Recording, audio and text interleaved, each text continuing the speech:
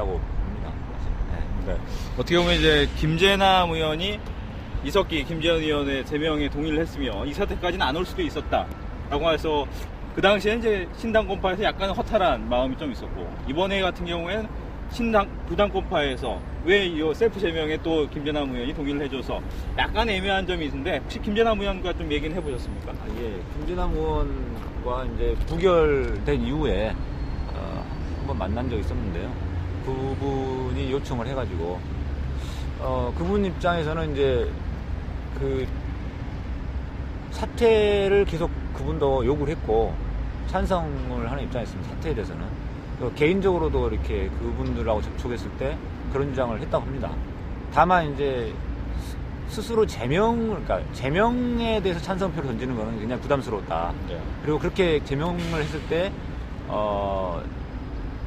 굉장히 당의 분란이 계속될 것 같다. 그 문제 때문에 실제로 5월달부터 8월달까지, 7월달까지 그 문제 때문에 계속 당이 혼란스럽고 분란이 있었지 않습니까?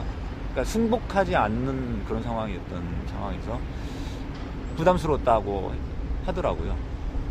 근데 이제 제명이 부결되면 이제 스스로 사퇴하지 않을까, 뭐 그렇게 생각을 자기는 하고 요구를 했다고 합니다. 근데 그렇게 안 나가니까 네. 자기가 생각했던 거와 다른 결과가 나왔다. 그 점에서는 자기도 책임을 통감한다고 생각을 하면서 이제 당이 지금 분당된 상황에서는 자기가 볼 때는 그래도 이쪽 신당권파 쪽의 주장이 그쪽과 같이 행동하는 게, 그래서 새로운 대중적 진보정당을 만들어서 국민들의 신뢰를 다시 회복하는 게 맞다고 봅니다. 이렇게 이야기하시더라고요. 네. 어떻게 보면 이제 강기갑 대표는 끝까지 이 당의 쪼개짐을 막기 위해서 노력을 하셨는데 결국은 이제 사퇴도 하시고 잠시 또 고향에 내려가시겠다 이런 얘기를 했습니다. 남아서 신당권파에 좀 더 힘이 됐으면 한다, 뭐 이런 바람도 있으셨을 것 같은데. 저희 입장에서는 이제 그렇죠. 새로운 대중적 진보정당을 만드는데 같이 하시면 좋을 텐데, 워낙 강기갑 대표님이 맡았던 그 혁신 비대위원장 역할과 그 다음에 당대표의 역할 과정에서 굉장히 힘들어 하셨어요. 당대표이기 때문에 사실 양쪽을 다 중재해야 되는 입장이잖아요.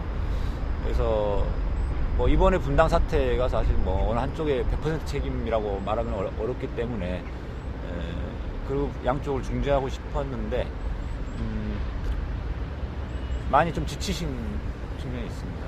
특히 마지막에 단식까지 해가면서 마지막까지 최선을 다 하셨죠. 이렇게 여러 가지 협상안도 제시하고 하였습니다. 사실은.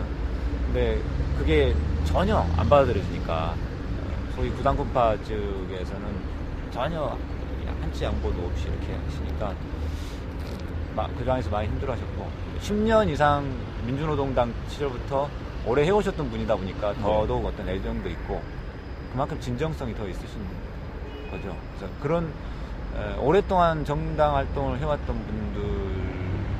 분들과 만나서 이야기하는 과정에서 그런 힘든 것도 좀 있어요. 고민도 많이 있었다고 합니다. 그래서 당분간은 좀 쉬시는 차원에서 낙향하신 거고요. 저희가 이제 좀 나중에 뭐 기회가 되면 언제라도 같이 새로운 길을 좀 가는데 같이 동참해달라고 선고처리라도 하고 싶은 측면입니다. 일단은 저희가 우선 기반을 먼저 만들어 놓으려고 합니다. 어떻게 보면 이제 서기호 의원이 정치인으로 변신한 데는 이정희 전 대표의 영입이 있었습니다. 물론 그 중간에 여러 가지 당권파 간의 문제 때문에 이제 어느 정도 좀 갈라선 모습은 보였는데, 최근에 이정희 의원이 다시 한번 또 이제 대선에 나올 수 있다 이런 가능성을 얘기를 했거든요. 뭐 이렇게 좀 질문을 드리고 싶어요. 이정희 대표가 나온 것에 대해서 경기 동부연합의 어떻게 보면 또 하나의 지시다, 뭐 이런 얘기도 나오고 있는데 어느 정도 설득력 있는 이야기입니까? 그러니까 이제 제가 알고 있는 이정희 전 대표는 분명히 4년 동안 국회 의정활동을 통해서 보여줬던 국민의 모습과 국민들이 그를 바라봤던 모습과 일치하는 건데요. 저는 이제 개인적 인연도 있었지만, 그러니까 어떤 특정 정파의 이해관계를 대변하는 그런 뭐 변호사 역할은 아니었거든요. 네. 국민들을 위해서, 그리고 야권의 어떤 정권 교체, 야권 전체의 어떤 에게 도움이 되는 방향, 그리고 진보적인 가치를 실현하는 정당이 대중적으로 나가는, 대중화되는, 국민들에게 좀 쉽게 다가가는 이런 모습을 앞에서 정말 이끌었던 분이고, 그래서 진보의 아이콘이라고도 불리고, 많은 국민들이 진보 정당에 별로 관심도 없고, 뭐 예를 들어서 진보에 잘 모르는 분들도 이정희 하면은 그분은 좀 괜찮은 사람 같다, 이렇게 이야기했지 않았습니까? 근데 이제 비례대표 경선 문제를 터지고 이석기 김재현 의원을 이제 보호해야 한다라는 그런 생각에 그분들의 입장을 대변하다 보니까 이제 그야말로 특정 정파의 이해관계를 대변하는 그런 변호사 역할로 좀 좁혀져 버린 거죠. 뭐 나 안 좋게 표현하면 뭐 전락했다 표현할 수도 있고요. 그러니까 많은 국민들이 실망을 해버렸지 않습니까? 180도 달라지는 모습에 굉장히 의아해했고, 왜 저러나. 근데 그러니까 저도 마찬가지였습니다. 저도 좀 약간 의아했었습니다.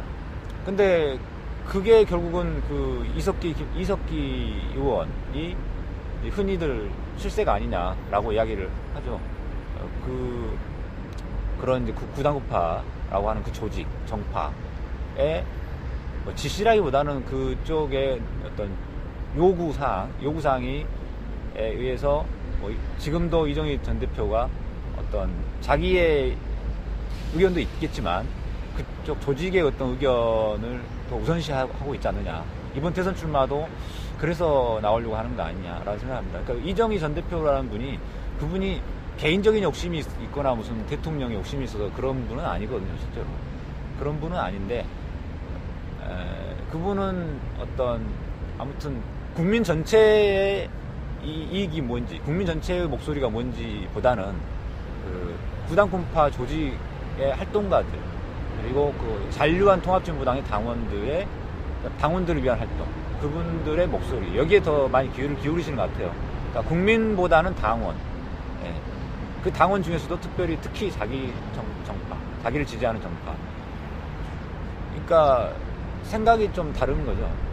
그러니까 그 점에서 저는 뭐 이정희 전 대표의 추천을 받아서 들어오긴 했지만, 정치를 그렇게 자기 정파의 이해관계를 앞세워서 하는 것은 그런 거는 좀 소인배 정치라고 생각합니다.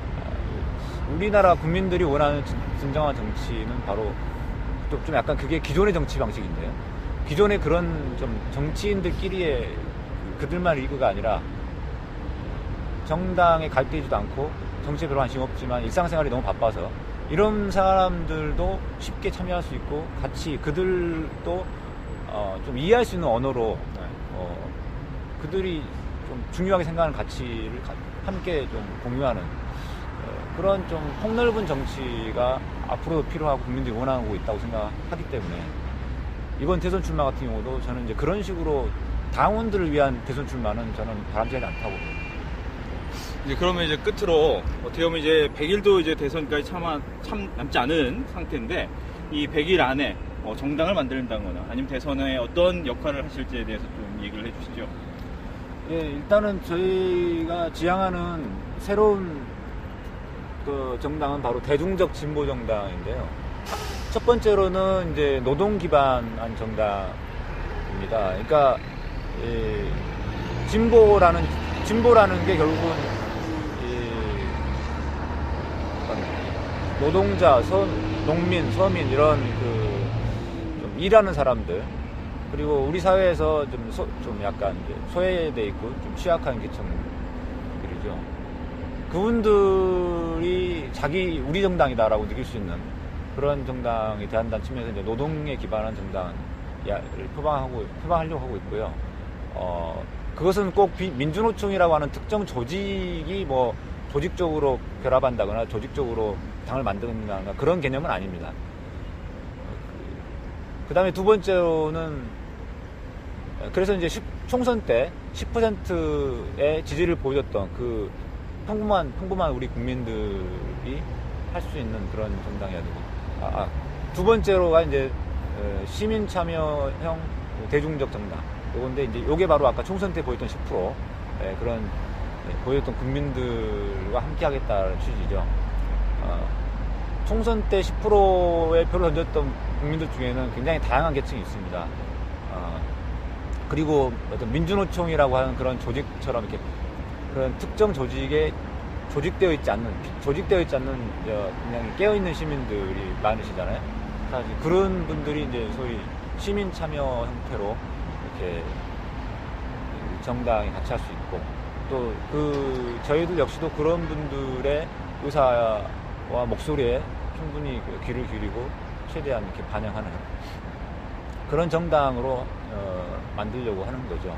근데 다만 그 정당이 이제 언제 만들어질 거냐는 부분은 굉장히 많은 논의가 좀 필요합니다. 지금 당장 통합진보당에서 떨어져 나와 있는 분당에서 나오는 이 세력만 갖고는 좀 부족하고 좀 뭔가 플러스 알파가 이제 나와야 되기 때문에 그런 논의들이 앞으로 대선까지 계속 이루어질 것이고, 그다음에 대선에서는 철저하게 이제 야권 단일 후보, 야권 단일화, 야권 단일 후보의 승리, 정권 교체에 기여하는 방향으로 저희가 이제 대선에 맞이하려고 합니다.